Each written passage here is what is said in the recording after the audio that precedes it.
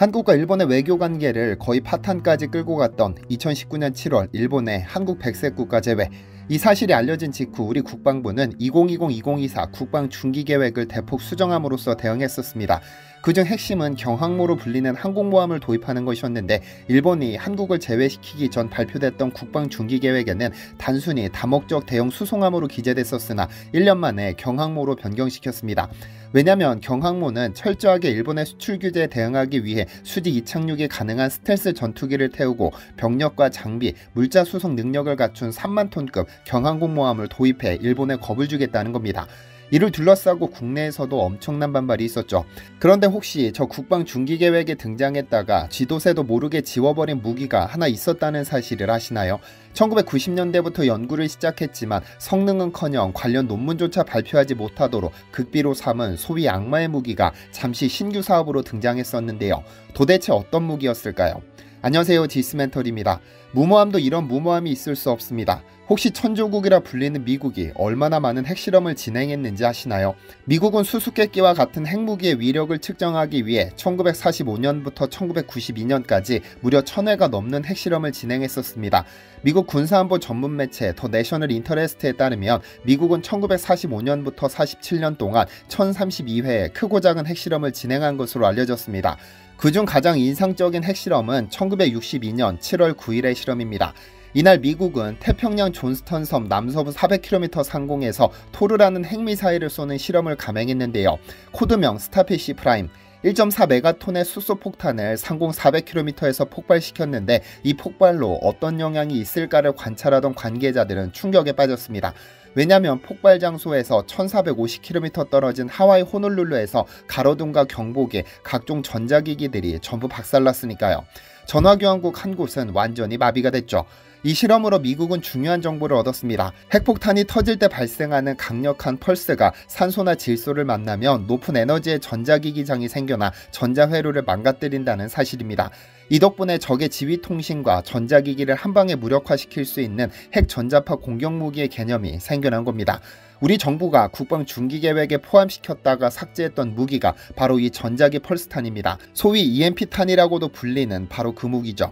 우리 국방부가 국방 중기 계획에 이를 포함시켰던 것은 EMP탄이 터지면 영향권 내 모든 전자기기가 먹통이 되기 때문입니다. 예를 들어 반경 1km짜리 EMP탄을 서울 상공에서 터뜨리면 반경 1km 내 모든 TV나 자동차, 컴퓨터, 휴대폰 등등의 전자기기가 불구가 됩니다. 지하에 있다고 안전한 것도 아닙니다. 가령 김정은이 자랑하는 지하벙커라고 하더라도 환기 통로나 안테나가 없을 수는 없어 이들을 타고 지하까지 전자파가 침투해 무력화되는 것은 동일합니다. 다만 인간을 직접적으로 살상하지 않기 때문에 비살상용이지만 모든 전자기기를 불구로 만들기 때문에 소리 없는 악마의 폭탄이라고 부르는 겁니다.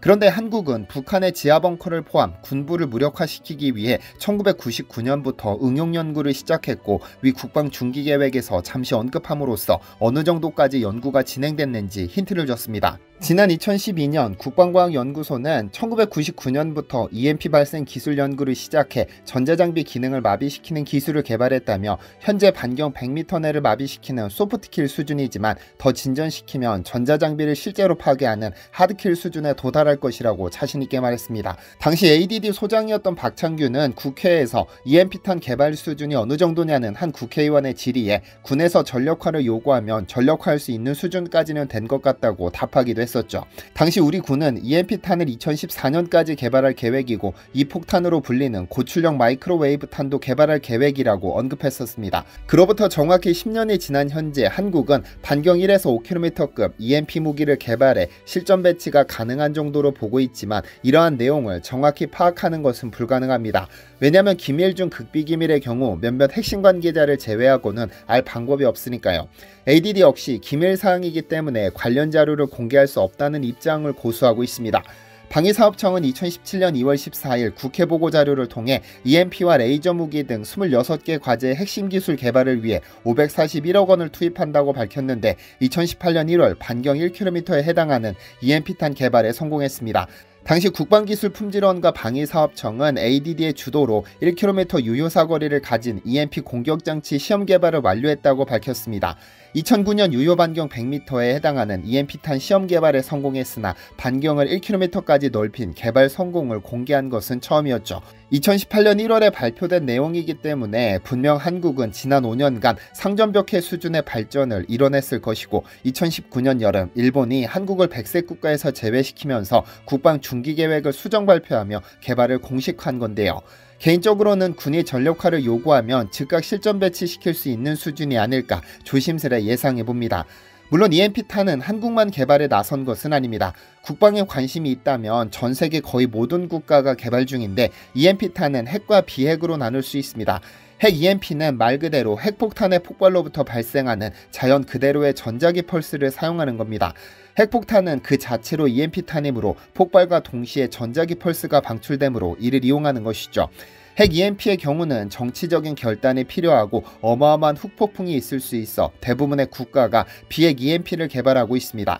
비핵 EMP는 운송체 내부에 전자기 펄스를 방출시키는 장치를 내장시켜 투하시킵니다. 전자기 펄스 유효 반경은 기술 수준으로 결정되기 때문에 국가마다 발전 수준이 다르고 핵무기처럼 정치적인 결단도 필요 없고 가격 또한 핵에 비하면 조족제열이죠. 그런데 지금 러시아 푸틴이 이 EMP탄으로 전 세계를 공포에 떨게 만들고 있습니다. 지난 17일 미 CNN은 미국 첩보당국 내에서 러시아가 인공위성을 파괴시키는 핵 전자기파 무기 개발이 점점 더 구체적으로 논란이 되고 있다고 보도했습니다. 만약 이 핵 EMP가 사용되면 전 세계 휴대전화는 물론 인터넷 등등 상업위성에 의존하는 모든 기기가 마비될 것이라는 분석입니다.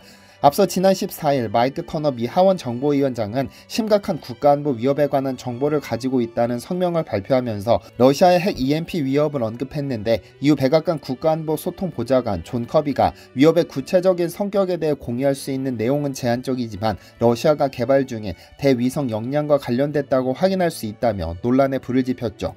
미국 정부 당국자들은 러시아의 우주 핵무기 배치가 현실화되면 예측 불가한 방식으로 일상생활에 엄청난 혼란이 초래될 것을 우려하고 있는데요. 위성통신이 세계 경제와 안보 등의 핵심적인 역할을 하고 있어 사실상 지구 전체가 한순간에 마비될 수도 있다는 것이죠. 다만 상업위성을 타겟으로 하는 이 무기가 상업위성보다 높은 궤도를 도는 GPS와 핵 지휘 통제 위성에도 영향을 줄 수 있는지 여부는 명확하지 않습니다.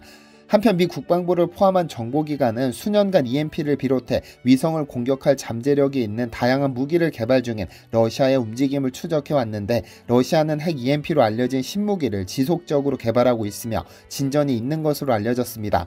특히 현재 전쟁 중인 우크라이나가 사용 중인 스페이스X의 위성 인터넷망인 스타링크를 무력화시킬 수 있다는 경고가 잇따르고 있습니다.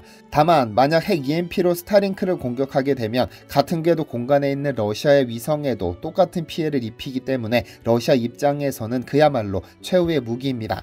이에 토니 블링컨 미 국무장관은 그나마 러시아와 대화가 통하는 중국 그리고 인도와의 회동에서 우주에서 핵폭발이 일어나면 미국 위성뿐 아니라 중국과 인도의 위성도 똑같이 파괴될 것이라며 우려를 전했죠. 만약 러시아가 우주에 핵무기를 배치하면 전 세계 모든 핵무기 보유국들도 안보를 이유로 전부 우주에 핵을 띄울 겁니다.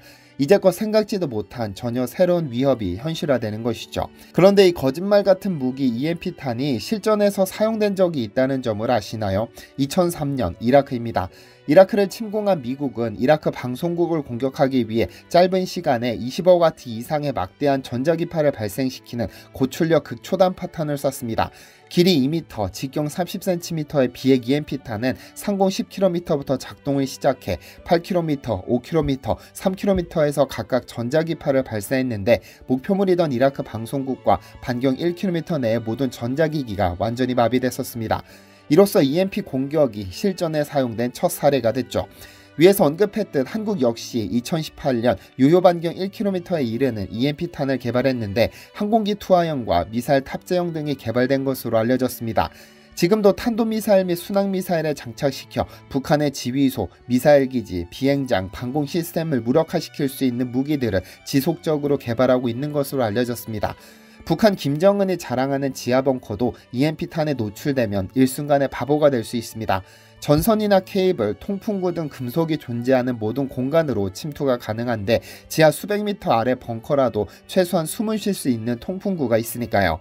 EMP 개발 분야에 있어서 북한이 한국보다 앞선 것으로 알려졌지만 한국의 개발 상황이 위협이 되는가 봅니다. 2019년 한국이 EMP탄을 국방 중기 계획에 포함시켰을 때 북한의 조국평화통일위원회는 공화국 북반부 전 지역을 타격하기 위한 정밀유도탄, 전자기 임펄스탄, 다목적 대형 수송함 등의 개발 및 능력 확보를 목표로 한 국방 중기 계획은 또 무엇이라고 설명하겠는가라며 날선 반응을 보였었죠. 그만큼 이들 무기가 북한의 입장에서는 무서운 겁니다. 시청해주셔서 감사합니다. 디시멘터리에서는 여러분의 제보를 기다립니다. 제 채널에서 다뤘으면 좋겠는 뉴스 또는 널리 알려졌으면 하는 영상은 디시멘터리 네이버.com으로 보내주시면 소중히 제작하겠습니다. 시청해주셔서 감사합니다.